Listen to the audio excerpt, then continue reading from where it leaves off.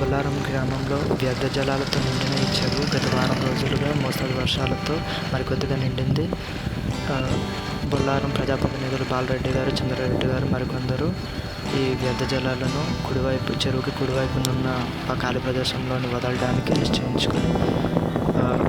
చెరువు నుంచి కుడివైపునున్న చెరువులోనికి